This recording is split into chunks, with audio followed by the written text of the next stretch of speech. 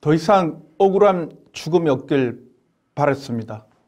하지만 그 소망은 첫잠이 무너졌습니다. 세월호 참사 이후 가장 큰 비극인 서울 용산구 이태원 압사 참사에 온 국민이 슬픔과 참담함에 빠졌습니다.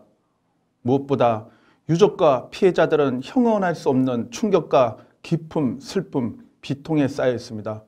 무제TV는 용산 이태원 참사로 무고한 생명을 잃은 희생자분들의 명복을 빕니다. 슬픔에 잠긴 유가족 여러분께 깊은 위로의 말씀을 드리며 피해자분들의 조속한 회복을 기원합니다. 오늘 무제TV는 용산구 이태원 참사에 대한 정부와 서울시, 용산구의 근본 책임이 있으며 그에 관한 법적 책임과 민사배상 책임을 엄중하게 져야 한다는 내용입니다. 특히 세월호 사건 때처럼 참사 트라우마로 인한 자살 등 억울한 2차 피해자가 발생하지 않도록 정부가 모든 대책을 강구해야 할 것입니다. 지금 민형사 법률 책임을 피하려는 정부의 행태 참으로 눈꼴 사납습니다.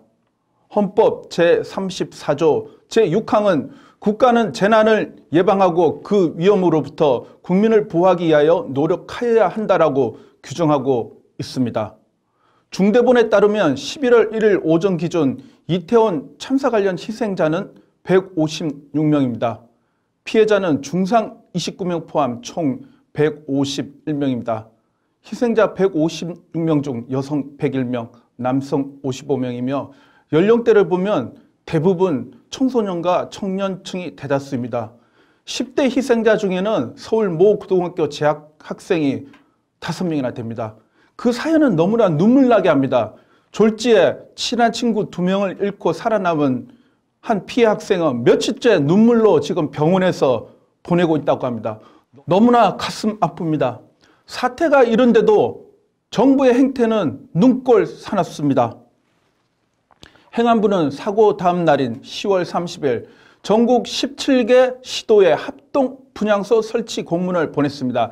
이태원 사고 사망자 합동 분향소로 표시하려는 지침을 내렸습니다. 참사를 사고, 희생자를 사망자, 피해자를 부상자로 표기하겠습니다. 시민 여러분, 슬픔을 표현하고 애도하는 방식에 대해서 국가가 일률적으로 통제하는 이런 경우를 들어보셨습니까?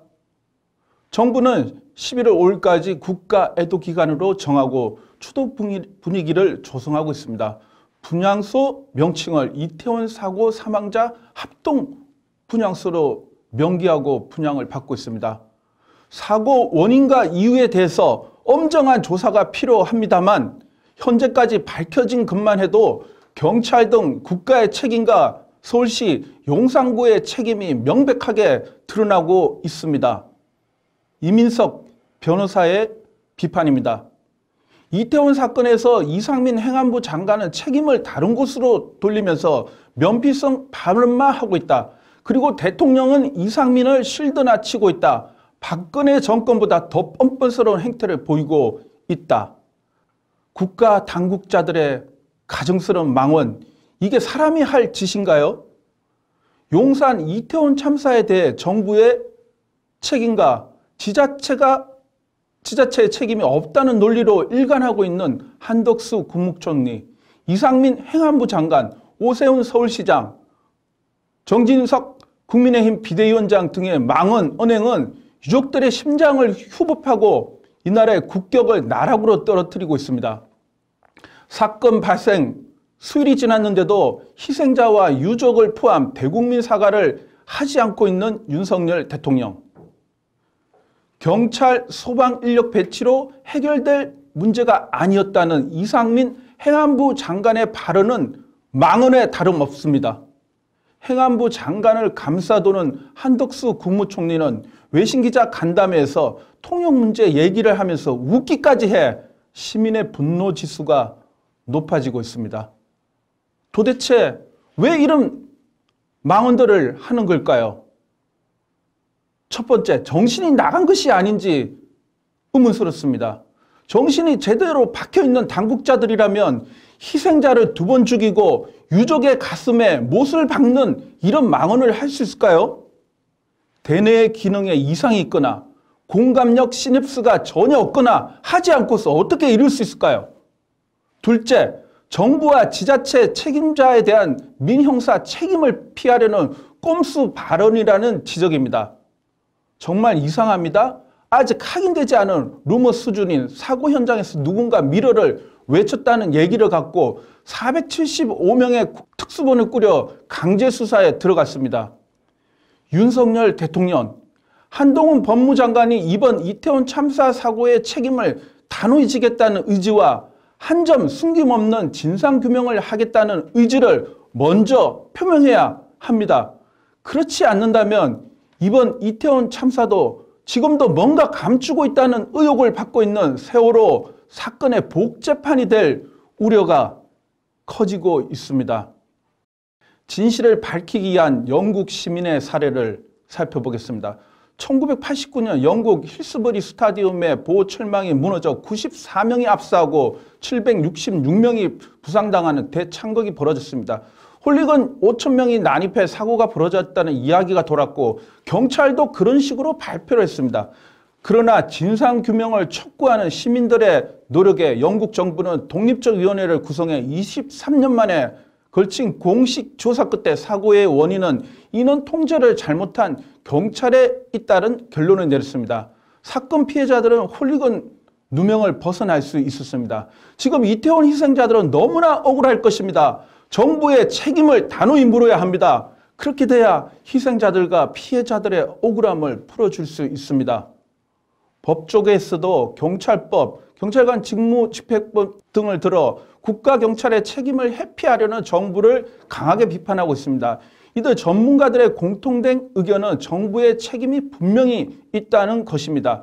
희생자들과 피해자들의 집단소송이 앞으로 예상됩니다. 더욱이 외국인 피해자도 상당수 많습니다. 미국, 러시아, 이란, 일본 등 희생자 나라의 유족들의 한국 정부 대상 배상 소송도 예측됩니다. 좁은 골목에 수많은 인파가 몰리면 빨리 가려고 몸을 미는 것은 충분히 예상할 수 있다.